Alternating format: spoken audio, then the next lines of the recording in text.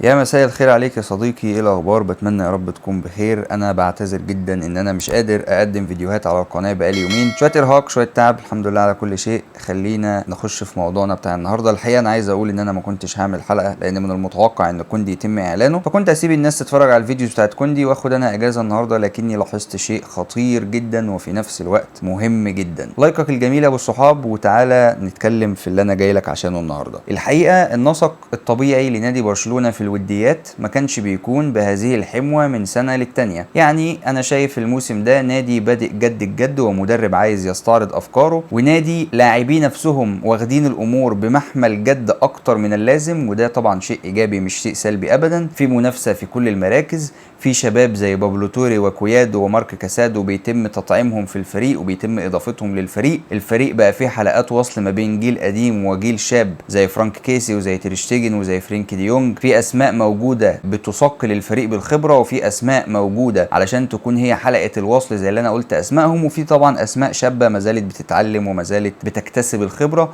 ولو اني ما احبش ابدا اعتبر بدري من الاسماء الشابه، انا عايز اعتبره من اللعيبه الناضجه الذكيه جدا صاحبه العقليه الفذه. كل الفكرة من هذا الحديث ان انا اعرفك ان الفريق بيسير في نهج طبيعي، الادارة بتسير في نهج فوق الطبيعي. يعني انا شايف امامي فريق منظم وهيكل اداري جيد جدا، موفر مساحة وبيئة مناسبة للعمل للفريق الرياضي. فحاليا من بعد مباراة يوفنتوس وانا بقرأ تعليقات، الحقيقة هي مخلياني قلقان جدا على بداية الموسم الكروي الجديد. سقف توقعات جمهور نادي برشلونة هو ممكن يكون الناسف لشكل الفريق، سقف التوقعات نفسه ممكن يكون هو اللي مخليك مش هتقدر تفرح باي حاجه الفريق هيقدمها. بعد الصفقات الكتيره جدا اللي برشلونه قام بيها، كلها في اماكن هو محتاجها، كلها لاعبين هيفيدوا الفريق، اعتقد ان الجمهور كله بقى متوقع ان برشلونه هياخد الدوري وبرشلونه هياخد الكاس وبرشلونه هينافس الى المراحل النهائيه والاخيره في دوري ابطال اوروبا. ما بقاش في اي تخيل عند الجمهور، ما بقاش في اي حساب تانية لاي سقوط او اي اداء سيء. في المباريات الوديه لازم تكون عارف ان الحساب بتختلف تماما، لان المدير الفني لو ما جربش في المباريات الوديه فهو مش هيكون عنده اي فرصه ان هو يجرب في المباريات الرسميه. بدون الدخول في اي تفاصيل وبدون ما نعمل نفسنا فاهمين تشافي بيعمل ايه او بيجرب ايه، وليه امبارح لعب بثلاثيه الوسط دي، وليه لعب باوباميانج وليفاندوفسكي اللي هم المفروض هيقللوا حده الضغط اللي احنا متعودين عليها مع تشافي. فقبل ما انت تسال كل التساؤلات دي، انت محتاج تسال هل يا ترى التجارب الوديه هي اللي هتديك طابع لشكل الفريق الرسمي، ولا يا دوب انت بتقف وبتعرف مستوى بعض اللاعبين اللي انت متردد بشانهم، هل يبقوا هل يرحلوا هل يلعبوا اساسيين او لا. يعني مثلا انت دخلت الوديات وانت متضايق جدا ان بوسكيتس اساسي، لكنك خرجت من الوديات وانت عندك مشكله كبيره في الاظهره. يعني انت داخل الوديات وخلاص هتعتمد على ألبا وديست، خرجت منها وانت بتقول لنفسك ان انت لازم تجيب ظهيرين جداد، لا مفر ولا محاله. لكن فكره الحكم المسبق على افكار المدرب وعلى روبرت ليفاندوفسكي وعلى مستوى واداء نيكولاس ومستوى واداء كيسي ومستوى واداء كريستنسن،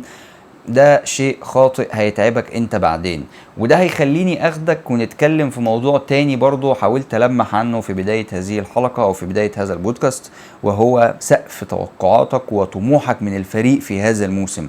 الحقيقة ان اخر حاجة انت ممكن تتصورها او تفكر فيها هي ان انت تقول او تفكر او تعتقد ان برشلونة بيعود بنهج او بمسار ان هو يبقى رقم واحد في العالم في خلال سنة. الحقيقة ان موضوع خلال السنة ده هيكون محتاج مجهود وافورت وحظ تقريبا 200%. يعني من الاخر كده، عايز تاخد دوري ابطال اوروبا في خلال سنه والتفاصيل تخدمك، لازم تكون محظوظ اكتر ما تكون مؤدي، حتى لو رحت جبت كمان 10 صفقات. موضوع ان انت ترجع او فكره ان انت تعود لراس الهرم ولكونك افضل فريق في العالم، فهي ما بتتمش بخمس صفقات ولا ب10 ولا ب20 صفقه. وانت لو ما لجأتش لانك تصبر تهدى تستنى، فانت هتعاني معاناة شديدة في هذا الموسم الكروي. هتحس ان انت بتشجع فريق انت متخيل ان هو الباور رينجرز او فريق الابطال او ال11 فارس في الملعب، وفي الحقيقة ان الفريق مازال بيكون نفسه مع مدرب شاب. ميكل ارتيتا تجربته في ارسنال تقدر تتكلم وترد عليك، تجربة يورجن كلوب في ليفربول تتكلم وترد عليك، تجربة المحبوب الكتالوني بيب جوارديولا تقدر برضه تتكلم وترد عليك.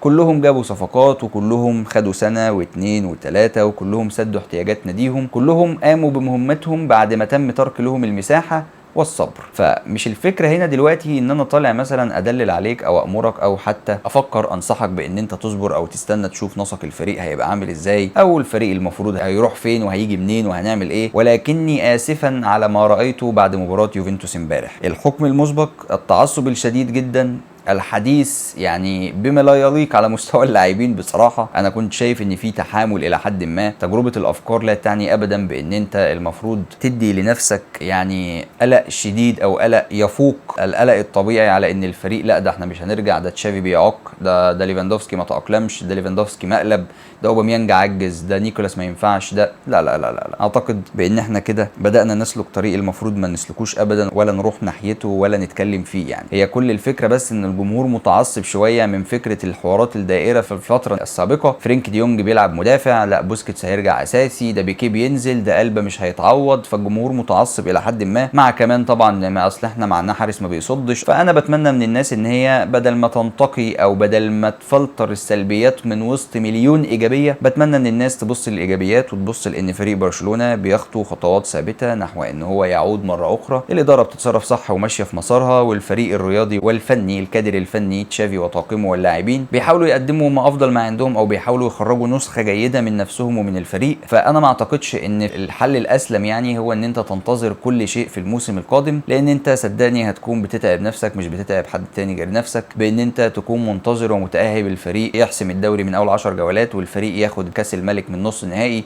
والفريق يوصل نهائي في خلال مباراتين ونكسب كل مباراه 6 و7. ولكن انا ما اتمناش ابدا ابدا ابدا ان اللي انا قراته امبارح في مباراه وديه يتم ترجمته او اعادته مره اخرى في اي مباراه رسميه، لان من الواضح ان هيكون في انشقاقات وانقسامات كبيره جدا ما بين الجمهور وبعضهم، او ما بين يعني المشجعين وبعضهم. طبعا في الاراء، ما بتكلمش عن اي مشاكل اخرى، بتكلم عن مشاكل في الاراء وتضاربات في وجهات النظر شكلنا هنشهدها الموسم القادم لما هنشبع منها يعني. لكن انا في الاول وفي الاخر ما اتمناش ده ابدا، لان انت لو جيت تبص للموضوع من وجهه نظر عاليه شويه او من وجهه نظر بعيده عن الكره، هتلاقي نفسك كده ان انت هتعاني. يعني لو برشلونه بيؤثر فيك كنادي كره قدم، بيؤثر في حياتك، بتفرح لما يكسب، بتزعل لما يخسر، فكده انت هتدخل نفسك في دوامات اكبر بكتير من دوامه ان الفريق بيخسر ولا بيكسب، ولا بوسكيتس اساسي ولا بوسكيتس احتياطي. هتلاقي نفسك مثلا بدات تتشاكل مع هذا وذاك، وبدات تتعصب في الكومنتس او في التعليقات، بدات تتضايق، بدات تغلط، بدات تتعب.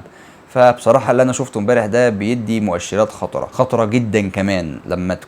لما تكون دي الاراء ودي وجهات النظر ودي طريقه الحديث بعد نهايه مباراه وديه، هيلا مباراه وديه، يبقى احنا امام ناقوس خطر، جرس انذار قبل بدايه الموسم. بعيدا عن الجوانب الرياضيه خالص، وانا مش طالع انصحك زي ما قلت مره واثنين وعشرة، فبالنسبه للجوانب الحياتيه مفيش شيء يا صديقي يستحق اللي انا شفته امبارح ده بصراحه، من تعصب الناس ومن غلطهم في بعضهم. بهدوء شديد، فريق كره القدم اللي احنا بنشجعه هو عشان يجمعنا مش علشان يخلينا نفتعل المشاكل او العصبيه. في النهايه انا اكثر المتمنين لبرشلونه بالنجاح، واكثر المتمنين ان برشلونه يرجع تاني ويكون افضل نادي في التاريخ، افضل نادي في العالم. عندي استعداد كامل للصبر وللهدوء وللسكوت وللمتابعه كالعاده، يعني زي ما اتعودت مع هذا الفريق. بشكركم جدا، وبعتذر لو كانت الفكره دي ما بتوصلش التواصل البصري ما بيني وما بينكم، ولكني زي ما قلت يعني بشعر بشويه تعب وارهاق. بشكركم للمره الثانيه، وبتمنى كلكم تكونوا بخير. بتمنى كلامي يكون عامل محفز او فارق، وسلام.